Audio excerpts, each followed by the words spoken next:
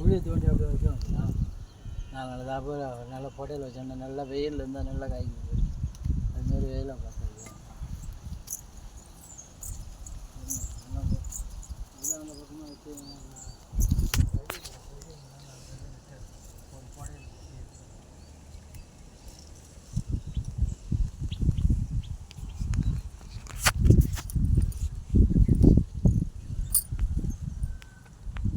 சூப்பராக இருக்குது அந்த பழம்லாம். இதெல்லாம் பறித்து வச்சோன்னா எல்லாத்தையும் மிளகாயை சேர்த்து சேர்த்து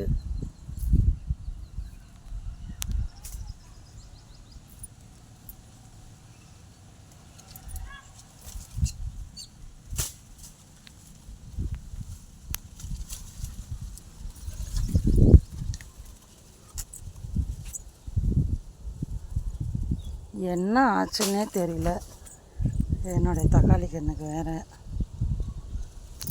கஷ்டப்பட்டு. ஐயோ சரி, நீ தான் செய்கிற, நான் எங்கே செய்யலன்னு. ஆனால் கண்ணு பாரு இப்படி சோர்ந்து போச்சு, என்ன பண்ணுறது அதுக்கு? அது சொல்லலாம்.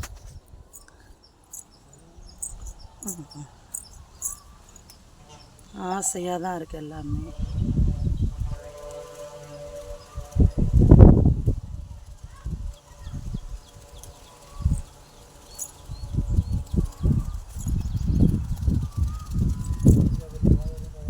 பறிச்சிரு பறிச்சிரு பறிச்சிரு.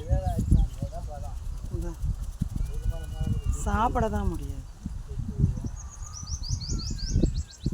பொறுமையா பொறுமையா.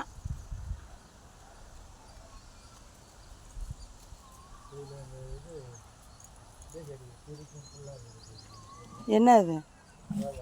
அதை தான் அள்ளி மகா போட்டு வச்சிருக்கு. திரும்ப தண்ணி நிற்கிதுன்னு. அதில் இருந்தது செத்து போச்சு கண்ணு.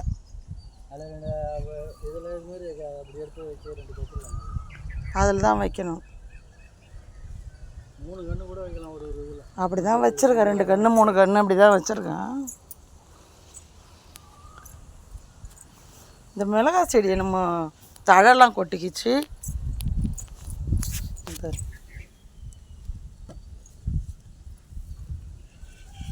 இந்த கத்திரிக்காய் என்ன பார்த்துட்டு எல்லாம் கேட்குறாங்க வேறு. ஒரு 5 கவர் போட்டுருதா? ஆமாம் வச்சுருக்கேன். அங்கே தான் அந்த இடத்துல கொண்டு வைக்கலாம் தான். ஆமாம் அதான் அது என் கண்ணு தான். அது எங்கள் திடீர்னு போயிட்டு அந்த பைத்தியக்காரி கொண்டு அங்கே வச்சுட்டு சந்தையில் வாங்கி அந்த பேர் அந்த கண்ணு தான் அது. இதில் ஒரு தண்ணி நிற்கிற மாதிரி இந்த இதில் வச்சுருக்கேன் ஃபஸ்ட்டு. அதில் வந்து சந்தால ஓடுது, என்ன பண்ணுறது அதுக்கு? எடுத்துகிட்டு போ. எங்கள் தோட்டத்தில் காய்ச்ச காய் பற்றியே சூப்பராக இருக்குது. இப்படியெல்லாம் ஒரு விவசாயம் பண்ணி பறிக்கிறதுல என்ன ஒரு சந்தோஷம்.